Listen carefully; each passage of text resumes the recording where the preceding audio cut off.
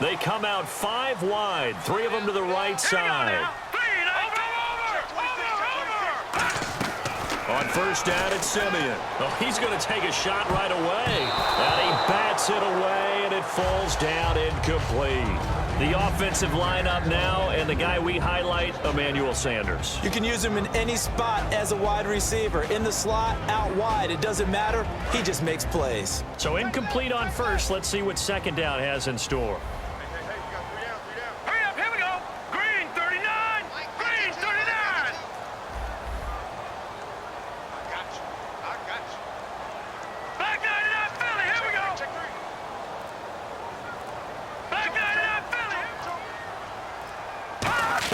On 2nd and 10, Simeon. And hauled in here by Jordan Norwood.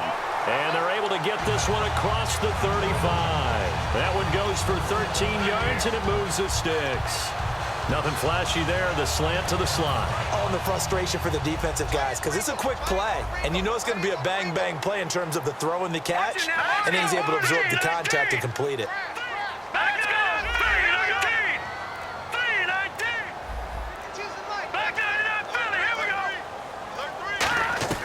On first down, Simeon surveying the field. And no escaping this time as he'll go down. They got him for a sack. Atama Rubin breaking through to get him for a loss of 7.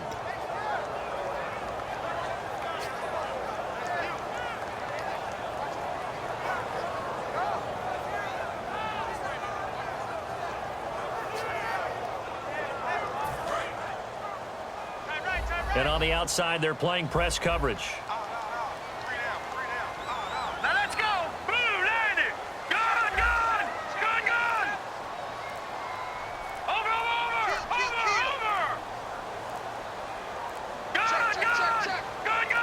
Just beating the play clock, Simeon. And he'll be hit as he releases it, and that'll fall incomplete. The Seahawks, here's their defensive lineup. Michael Bennett is one of the best pass-rushing defensive linemen in the game. Normally plays defensive end, but when they go to those nickel packages and he works inside, look out, offensive guards. You've got a problem.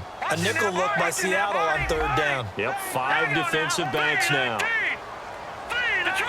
Detroit. All right, now, lucky 56. Lucky 56. Gone. 3rd and long. It's Simeon. Looking again for Thomas. This time complete.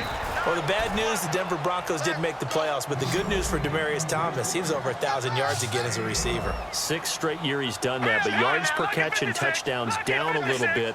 Any of that due to the change at quarterback? Think about it. For him now, in the last 2 seasons, he's had to get used to 4 different quarterbacks throwing him the football. I think that yards per catch will go back up when he gets some consistency. Here's Simeon. He'll let this thing go for Sanders. And this is incomplete. So certainly an interesting call there to go for it. And the Seahawks, they'll get the football back in outstanding field position. The Seattle now ready to march out of the field. And they'll just simply be looking to build off the confidence of the last time out where they scored a touchdown. And confidence is powerful, isn't it? When you've scored once, you feel like you can go back out there and get it done again. Doesn't matter what the defense throws at them. They feel like they're in a groove right now, and they want to get out there and show it. Yeah, and all the way in, touchdown Seattle. Thomas rolls, 42 yards. And the Seahawks find a way to stretch their lead. Getting your back involved, what's the importance there in the passing game? Well, oftentimes you can create mismatches because who's going to cover him, and you get him into space, which is where he likes to operate with the ball in his hands. Oftentimes makes people miss, gets that run after the catch, and off he goes. And into the end zone. And as we see so frequently here in Colorado, that one over the end line, so it'll come out to the 25. And Denver getting set to take the field. And last time out, went for it on 4th down, turned it over, gave them great field position, turned into 6 points, so they've got to recover here, Charles. It's amazing what one decision can do in the chain of events, right? The decision to go for it on 4th down. Caused all of that. It caused every bit of it, but it showed confidence. Hey, I've got confidence in you guys. Go pick it up for them. Didn't happen. also showed confidence in the defense. They didn't pick up their end of the bargain, so now they've got to come back out and start over and rebuild that confidence. How many times do we say in this game that speed kills, and it does it in so many different ways? In this case, you got a back who's quick and shifty, can make moves, make people miss, but also gets to and through a hole before it can close down. That's some of the benefits of that speed, not just outrunning people. Now before this second down play, we'll get whistles and a timeout. They'll have 2 remaining as we step aside here in this first quarter. And the offense moving in the wrong direction here now as they face a 2nd and 12. And some changes here as the D-line separates some. Blue 90! Blue 90! All right, now, lucky 56. Lucky 56. To throw on second is Simeon. A hit as he throws there, incomplete. Virgil Green is tied in the intended receiver. And now it's 3rd down. And that drop will cause a little bit of angst for the play caller because you know they've worked all week game planning and flexing the tight end out and making him a matchup issue for the defense. They have what they wanted, and he drops the ball. Yeah, just couldn't hang on to the slant. So now a 3rd and 12 with an extra defender here in the secondary, a nickel look. Detroit! Detroit! Throwing on 3rd down, Simeon. He's got time. Looking for Sanders here on the deep ball. That's going to be knocked away and incomplete. That's a bold strike right there, taking it downfield and putting some air on it. But how about the coverage? Able to get his hands across the receiver and bat the ball down. 4th down, so on is the punter, Riley Dixon. And how about this, a fake? And he's going to let it go deep. He rifles one that's intercepted. Picked off by Deshaun Shedd. And they will take over possession of the football at their 42-yard line. And the Seahawks get ready to trot out on the field. And that recipe on their last drive that resulted in a touchdown looked pretty good, so they'll be hoping to do that once more. And it takes me back to when we sat with the offensive coordinator and the head coach. They felt pretty good about their game plan and thought there were some holes in the defense, and they exploited them the last time out. Let's see if they can come back and put together a similar drive. And we'll see if they can do just that.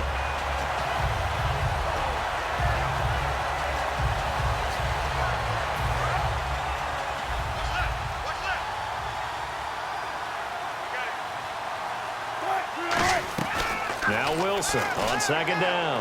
And his throw's going to be incomplete. The intended target, Doug Baldwin. And that takes us from 2nd to 3rd down.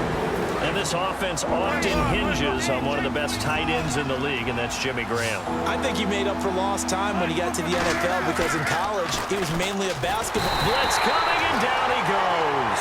They dial up the corner blitz that time, and it delivers to the tune of a 9-yard loss. So on 4th down, here's the Canadian-born punter, John Ryan, to kick it away for Seattle.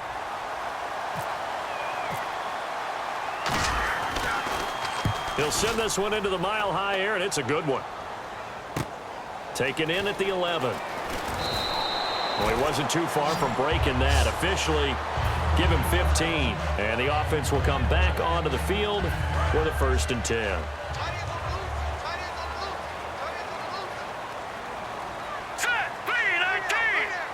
Green, the tight end, in motion. Here's Anderson as they begin this series on the ground. And he'll push his way forward to about the 32. It's a 6-yard pickup, and it gets him to 2nd and 4. Some runs are blocked so well, you almost forget that someone has to carry the ball to gain the yardage. The leverage by the offensive line to create space up front, really well done. They give him about 4 on the play, but he's marked short, so it'll be 3rd and about the length of the football. Set! Green, 39! Got it! They'll run it. Here's Anderson. Anderson loses the football, and the Seahawks have recovered. The Seahawks offense now, they get set to go back to work, and they're coming off a 3-and-out, my friend. I think they've got to look at that play sheet and go to a spot that they haven't gone before. Time to shake things up a little bit to try and get this offense moving. Okay, so how do you do that? How do you shake things up? You look at what you called before, realize it hasn't worked Go to so something well, else. and maybe you try and find one of those special plays from one of your better players, and maybe try and hit something big and get things going in the excitement area. Alongside my broadcast partner, Charles Davis, Brandon Gaudin hits the Seahawks with a football to begin quarter number 2. They face a 2nd and 7 to start things out.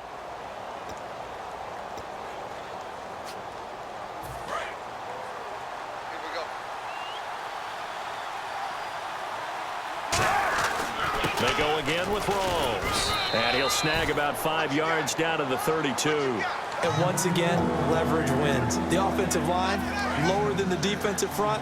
They moved them and found some good space for the guy carrying the ball. And it looks like we've got a dime set here defensively. 6 DBs in the game. And he's going to get the first down as they bring him down at the 23. They get 9 out of that one, and as a result, the drive continues. 3rd and 1, partner. No need to be fancy there. Just use some force and move forward and pick up the first down. So they pick up the first down after the run, and now they approach for the fresh set. So the D-line's going to spread out. First down, this is Rawls. And he will score. Touchdown, Seattle. Thomas Rawls with his 2nd touchdown here in this first half. And the Seahawks add on to their lead. Well, partner, that was another explosive run, and one thing I've learned in our time in this game, yes, the offensive line has to get a lot of credit, but for big runs to occur, the wide receivers have to block well downfield. And then you have to have a good guy carrying the ball too, right? Oh, without a doubt. You need that difference maker lugging the rock. Hauschka now to send this one away following the score. Fielded about a yard deep. And he'll take it back to about the 19-yard line. Now this Broncos offensive unit ready to head back out onto the field. And they had the fumble last time that led to a touchdown. That's a no-no. We'll see what they do here this go-around. A big no-no. Put that in capital letters. Turning it over, the other team takes it down and scores. That can be a deflator for a football team. Now it's up to the offense to get back out on the field and pick things up. You know, they're out there. We'll see if they can pick those things back up. A gain of 6 there on first. When you execute a drag or a crossing route really well and give them a chance to let it develop a little bit, you can gain some significant yardage hitting your tight end on that one.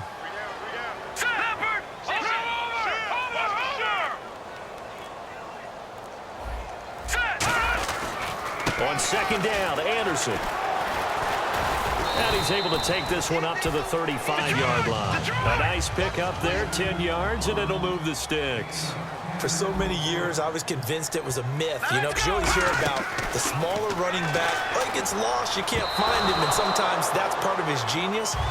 But it's true. You get behind big offensive linemen, the defensive line guys trying to find him, trying to peek around people to see him, and he gets lost. But this guy gets lost in a good way for his offense, picking up big yardage. 2nd and 10, Simeon again. And Green with a catch left side. And able to get this one across the 45 before he's brought down. Boy, the evolution of the game and how these guys on plays like that can get out of the pocket, keep plays alive, it just makes things so much harder for defenses. It really does, and we're talking about an era in the game where the quarterbacks are the most athletically gifted that we've seen in a bunch. I mean, when you talk about collectively, it's unbelievable. So their ability to move is practiced now. It's not necessarily, oh, he just took off and you guys figure it out. When he takes off, everyone knows where to go now. They know how to run routes, change things, make themselves presentable for the quarterback. It's a lot of time that they put in on it. It's not just your static 1, 2, 3. This is where the ball goes anymore. Again, Anderson. And he's going to get this one down to the 45. It'll be a gain of 5, but still about 3 yards shy of the first down marker, and now it's 3rd down. Frustrating for a defense, energizing for an offense.